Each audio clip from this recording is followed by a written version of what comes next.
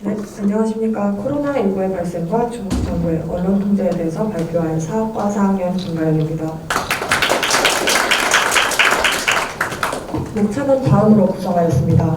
연구 성과 및 문제의식을 먼저 살펴보고 중국의 코로나19의 발생 추이, 우한 도시 봉쇄 정책과 지역민의 생활상, 중국共产党의 언론 통제와 우한 일개 차단, 매진말을 끝으로 발표를 마무리하겠습니다.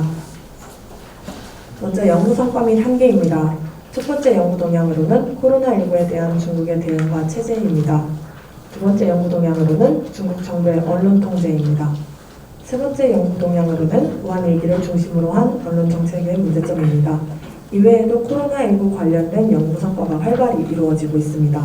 그러나 중국 언론 통제 속에서 시진핑 정부의 집정 이념이 코로나19 방역에 대해 어떤 영향을 미치는가에 대한 선행 연구가 다소 부족하고 우한 봉쇄 속 공동체 연대의식과 현실이 고발되는 과정 속에서 설명이 부족하다는 한계가 있습니다. 이러한 한계점을 보완하고자 문제의식을 크게 4가지로 구성하였습니다. 첫째, 중국에서 코로나19 발생 추이와 중국 정부의 방역 정책은 어떠했는가? 둘째, 76일간의 봉쇄 상황 속에서 우한 시민들은 어떠한 방식으로 일상생활을 유지했는가?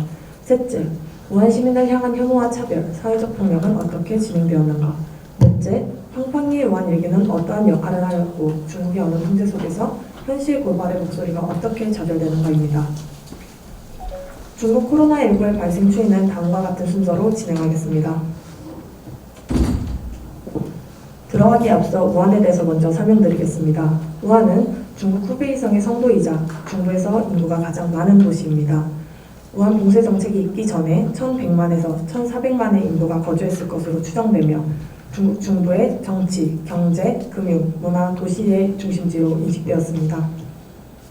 2019년 12월 30일 우한 화합물 수산물 도매시장에서 원인 불명의 폐질환이 보고되었습니다. 우한 소재 의사인 리원양은 SNS에 서스 관련 바이러스가 출현했음을 알렸고 이 소식은 인터넷에 급속히 전파되었습니다. 그러나 초기에는 일반 감기 또는 폐렴 증상과 비슷하여 크게 신경 쓰지 않았습니다. 우한시 위생건강위원회는 감염력이 강하지 않으며 통제할 수 있다고 전하였고 이렇게 2020년 1월 초까지 중국 정부는 코로나19의 심각성을 축소하고 이 사태를 알린 선구자를 처벌하였습니다. 2020년 1월 20일 우한시 국가보건위원회 고위급 전문팀장인 중면산이 현재 신종 코로나 바이러스의 사람 간 전염이 확실하다고 경고한 후에야 위협으로 다가왔습니다. 그러나 이미 중국은 명절을 맞아 인구 대이동이 이루어진 상태였습니다. 연인원 30억 명의 이동이 겹쳐 코로나19의 사태가 시작되었습니다. 이렇게 코로나19를 은류 전염병에서 감류 전염병으로 대응 수준을 높였고 1월 23일 우한시 대중교통을 중단하고 도로를 폐쇄했습니다. 다음날 돌발 공공위생 상태를 2급에서 1급으로 격상하였습니다. 이렇게 확진자를 수용할 수 있는 병상이 적어지자 코로나19를 위한 임시병원을 따로 건설하기 시작했습니다. 2020년 2월 3일에는 허선산 병원을 완공하여 1000개의 병상을 제공하였고 3일 후 2월 6일에는 내의선산 병원을 완공하여 1500개의 병상을 제공하였습니다. 이때 중증, 경증, 밀접 접촉자 혹은 의심 환자 세 분류로 나누어서 진행하였습니다. 1급 병원에서는 중증 환자를, 2급 병원에서는 경증 환자를, 3급 병원에서는 밀접 접촉자 혹은 의심 환자를 격리하는 용도로 사용되었습니다. 이렇게 2020년 1월 27일 시진핑 정부는 공산당의 총동원령을 발표합니다. 바이러스와의 인민전쟁을 선언하면서 방역사업에 태만하여 바이러스가 확산될 경우 그 책임을 묻겠다고 경고하였고 이에 본보기로 후베이, 산둥, 호남 등의 지역 간부들이 연이어 해임되는 사건이 발생했습니다. 이때 밀접 접촉 및 비말에 의해 호흡기로 감염된다고 발표하였고 후베이성에서는 이때부터 마스크 대란이 시작되었습니다. 다음 제시하는 표는 2020년 1월 20일부터 2022년 10월 18일까지 중국 신규 확진자 및 사망자 통계를 일주일 단위로 기록한 것입니다. 2020년 2월 말에서 3월 초에는 신규 확진자가 0명에 기록하였고 이후 안정기에 접어들면서 4월 8일 우한 도시 봉쇄를 해제하였습니다. 같은 해 9월 8일에 코로나19 종식을 선언하였고 이에 자축하는 행사까지 진행하였으나 2022년 코로나19 변이 바이러스인 오미크론이 다시 확산되면서 같은 해 3월 신규 확진자가 5만 명 이상에 달하였습니다. 이후 지린성과 상하이시 등 여러 도시들의 봉쇄 정책을 이어나갔으나 현재는 해제되었습니다. 이때 미리 대비하거나 언급하는 사건조차 없었고, 이때 이 통계는 공식적인 보고에 의해 기록된 발표이지만 전문가들의 말에 의하면 이 수치보다 3배에서 4배, 많게는 10배 이상 기록될 것으로 예상됩니다. 우한 도시 봉쇄와 지역민의 생활상은 다음과 같이 진행하겠습니다. 앞서 말씀드렸듯이 2020년 1월부터 증가하기 시작하여 1월 23일 우한시를 감류 감염병 구역으로 지정하고 전면 봉쇄에 나섰습니다. 여기 2월 12일 중국내 확진자가 15,000명대였고 그중 후베이성의 확진자가 13,000명대였습니다. 우한을 떠나는 항공편과 기차, 장거리 버스 운영이 잠정 중단되었고 지방정부의 공급 물자를 수송하는 차량만 시내로 진입이 가능하였습니다. 이때 시내를 출입하려면 우한시 교통관리국에 전염병 예방 통제 통행권을 신청하고 발급받아야 진입이 가능했습니다. 우한 봉쇄 소식을 접한 시민들은 모두 물품과 식량을 구비하기 위해 우한의 마트로 달려갔습니다. 다음 제시하는 사진은 중국의 SNS인 웨이보에 업로드된 우한의 마트 진열대 사진입니다. 대거 사재기에 나선 탓에 진열대가 모두 비어 있었고 그나마 물품이 있는 곳에서는 격한 몸싸움이 벌어지기도 했습니다. 진출입 통제가 해제되는 시점을 정하지 않은 것이 사재기 현상을 더욱 부추겼습니다. 마스크 공급에도 어려움을 겪었습니다. 우한일기 일부분에서는 이와 같은 내용을 자세히 다루고 있습니다. 25장 한 묶음에 875위안, 하나로 약 17만 원에 달하는 가격입니다. 마스크 대란을 틈타 일부 약국에서는 가격을 높여 폭리를 취하였고 이는 고스란히 우한 시민들의 경제적 어려움으로 직면하게 되었습니다. 마스크를 포함한 의료 물자의 부족으로 인해 대응이 더욱 어려워졌습니다. 이러한 위기 상황 속에서 많은 시민들의 지원이 있었습니다. 후베이성 외에 다른 지역의 의료팀, 의료진이 방역 작업에 참가하였고 중국 청년자원봉사협회 측의 자원봉사자들은 체온 측정과 출입 등록 관리 업무, 의료진을 위한 음식 배달의 지원에 나섰습니다.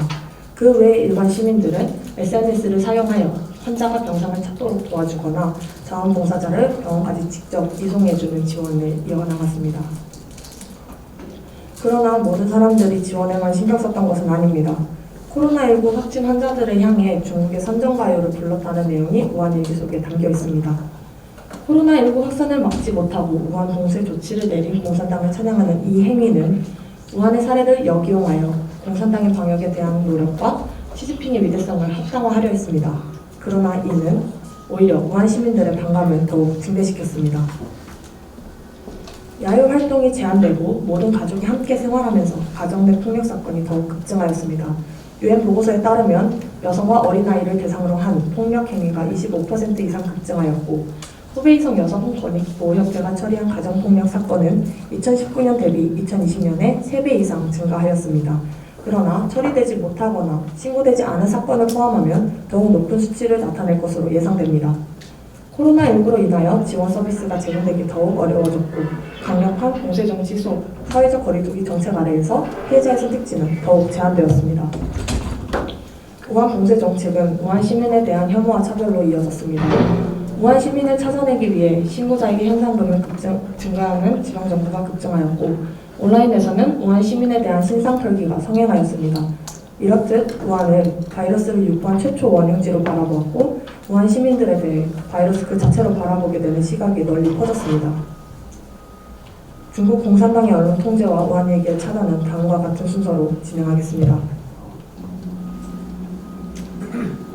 중국 정부는 코로나19 이전부터 언론을 통제하고 주도하여 정권의 합법성을 창출하고자 하였습니다. 언론은 권력 운영의 방식 중 하나로 감시와 검열을 꾸준히 실행해왔습니다. 그와 같은 예시로 2014년 홍콩 민주화운동 시기에는 홍콩에서 중국으로 전송되는 시위 관련 사진들이 모두 삭제되었고 그날 천안문, 육과사, 심지어 오늘이라는 단어까지 모두 검열되었습니다. 이날 웨이보의 검열 삭제율이 평소보다 5배 이상 높게 나타났습니다. 이렇게 중국 정부는 코로나19 상황에서 공동체의 이익을 지키고자 희생하는 이미지를 집중적으로 선전하였습니다. 당의 실책에 대한 비판은 당의 희생을 폄하하는 의견으로 치부하여 은폐하고 배제하고자 하였습니다. 시민기자들은 검열을 피해 독립적으로 취재하고 기사를 올렸으나 거짓 정보를 퍼뜨렸다는 혐의로 4년에서 5년형의 선고를 받았습니다. 참극을 보도하거나 코로나19 정책의 비판적인 인물을 꾸준히 단속해왔습니다. 중국 시민들은 정부 주도의 신문이나 TV 등을 대신하여 개인 SNS로 정보를 공유하고 소통하고자 했습니다. 다음 제시하는 사진은 중국의 작가 팡팡입니다. 팡팡은 우한 봉쇄 조치 이후 자신의 SNS에 우한의 상황을 일기 형식으로 기록하였습니다. 이러한 우한 일기는 우한 시민들에게 큰 위로와 격려가 되었고 그 외 다른 지역 사람들에게는 우한의 실상을 알 수 있는 계기가 되었습니다. 그러나 우한 일기가 긍정적인 여론만을 이끈 것은 아닙니다. 소신 발언한 팡팡에 대해서 이 시대 최고의 전쟁 기자이다라며 찬사를 보내는가 하면 중국의 단결을 저해했고 작가로서 공정성을 지키지 못했다는 비판 여론이 나오면서 갈등이 양극화되었습니다. 다음 제시하는 그래프에서 파란색 그래프는 팡팡의 검색량을 나타내는 그래프이고 초록색은 우한일기의 검색량을 나타내는 그래프입니다. 이 그래프를 보시면 2020년 4월 초에 급증한 것을 살펴볼 수 있습니다. 이때 미국과 독일 유명 출판사에서 우한일기의 출판 소식이 중국 언론에 보도되면서 이에 대한 관심이 더욱 급증하였습니다. 해외 출판 소식이 알려지면서 우한일기에 대한 혐오와 팡팡에 대한 비난이 더욱 거세졌습니다. 왼쪽에 제시하는 사진은 한 네티즌이 익명으로 팡팡을 공개적으로 비난하기 위해 제작한 포스터입니다. 포스터의 내용은 제국주의 주국 매국노 팡팡을 타도하자는 내용입니다. 이렇게 팡팡은 중국의 치욕을 미국에 판 매국노라는 비난을 받았고 그럼에도 팡팡은 역사와 후대를 향한 책임감으로 일기를 꾸준히 연재해갔습니다. 팡팡에 대한 혐오는 지지자들에 대한 정치적 탄압까지 이어졌습니다. 양현핑 교수는 우한일기에 대한 찬사를 SNS에 업로드하였으나 이 글은 거센 역풍을 맞았고 이에 후베이 대학교에서 조사를 받고 관련 글과 사진을 모두 삭제해야 했습니다. 나아가 공산당 당적까지 박탈당하였고 대학에서 강의할 수 있는 자격조차 상실되었습니다. 이 상황을 보고 거위와 교수는 문화대혁명 시기를 연상케 한다는 비판을 SNS에 올렸으나 이 글 역시 중국 정부에서 삭제를 요구하였습니다. 그러나 거위와 교수가 이 글 삭제를 거부하자 온라인에서 강제적으로 게시물과 계정이 차단당했습니다. 이렇게 팡팡에 대한 혐오가 팡팡의 지지자들에 대한 혐오로 확산되었음을 알 수 있습니다. 기록을 남기지 않음으로써 고통스러운 과거를 기억하지 않는 것, 긍정적인 업적만을 강조하면서 정권의 정당성을 더욱 강화하는 것, 신중국이 수립된 1949년 이래 누차 반복되었던 중국의 역사인식 방법입니다. 신문이나 TV 등 전통 언론 매체에서 온라인, 개인 SNS, 신흥 매체로까지 통제 영역을 넓히고 있음을 우한일기의 차단 상황을 통해 알 수 있습니다. 이렇게 시진핑 정부의 언론 정책 또한 감시와 감독을 더욱 강화하는 방향으로 흘러갈 것을 예측할 수 있습니다. 유례없던 도시 봉쇄는 중국 시민들을 불안감 속에 몰아넣었고 중국 정부의 초기 대응 실패는 의료 붕괴로 이어졌습니다. 팡팡은 작가라는 직급과 위치를 막론하고 코로나 사태에 책임이 있지만 외면하고 부정했던 공무원들과 정치자들을 향해 끊임없이 책임을 묻고 있습니다. 바이러스는 인류의 공동의 적이지만 더욱 무서운 것은 방역을 빌미로 국민에 대한 통제를 강화하는 중국 정부입니다. 중국 정부가 고수하고 있는 제로는 코로나 정책과 정부의 통제와 감시를 비판적으로 성찰하며 중국의 정치가 앞으로 나아가야 할 방향성에 대해 고민해야 된다는 말의 끝으로 발표를 마치겠습니다. 감사합니다.